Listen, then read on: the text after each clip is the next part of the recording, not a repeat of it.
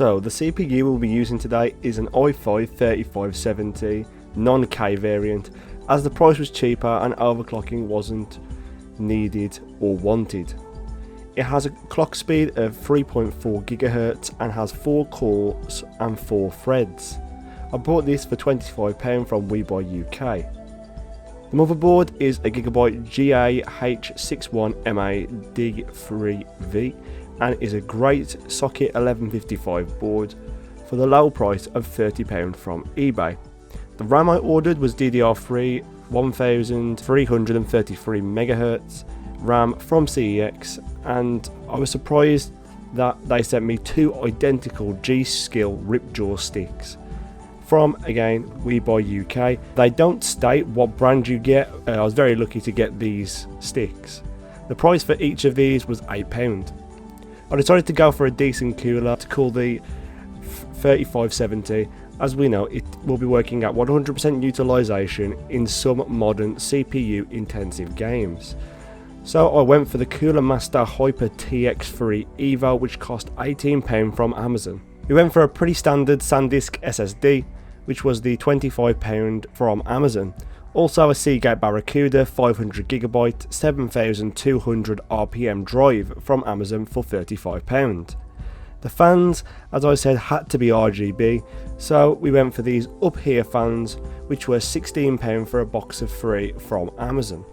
Now for our graphics card, which is a GTX 960 and the MSI variant of the card, which was £80 from WeBuy UK, and we have been really lucky to get all the colour matching parts from WeBuy UK.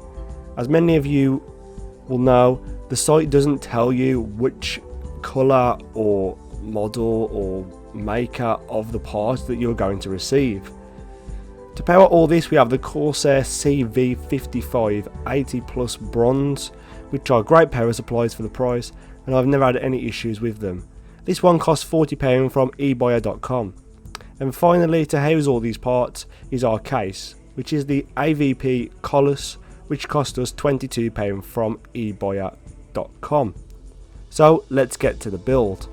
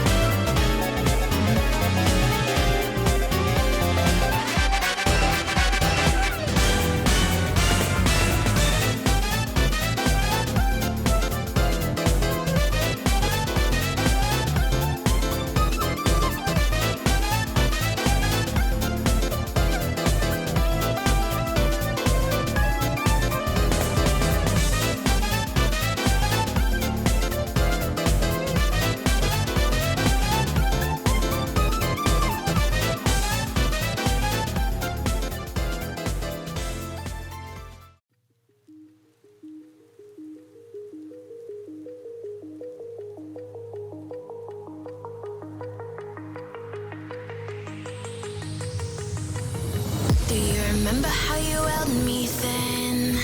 Now you got me reaching out.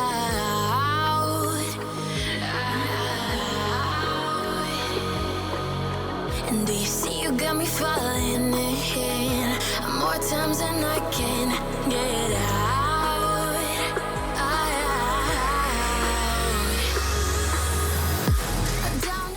General usage of this machine was quick and snappy and pretty similar to my own system, with no slowdowns.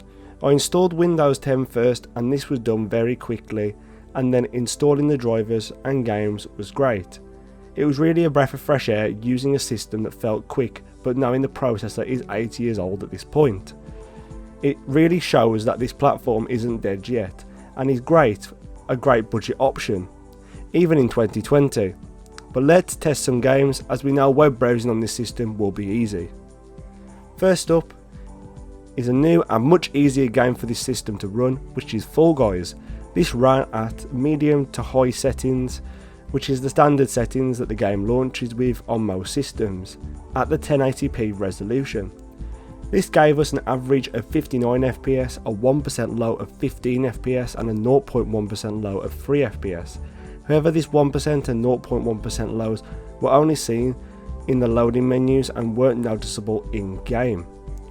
Our next game is of course GTA 5, running at the highest settings and advanced graphics turned off and at the 1080p resolution.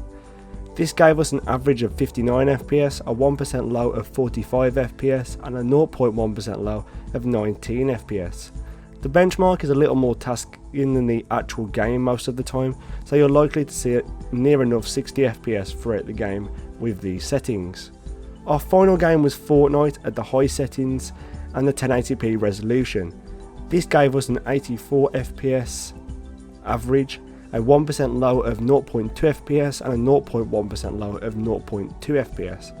However, again, the 1% and 0.1% lows seem to be in the menus, when dropping from the battle bus and when the CPU was maxing out.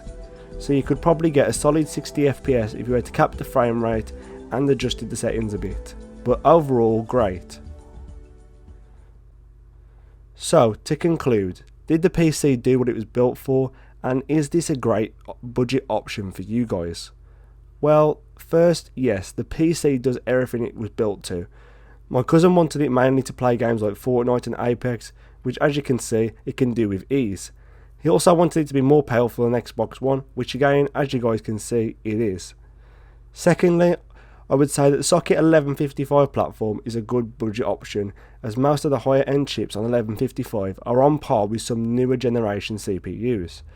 However, this PC was built to run most games at medium to high settings at 60 FPS, and I know most of you would be happy with medium settings at 30 FPS. So the lower end CPUs on the platform, like the i5 2400, would be a much better option.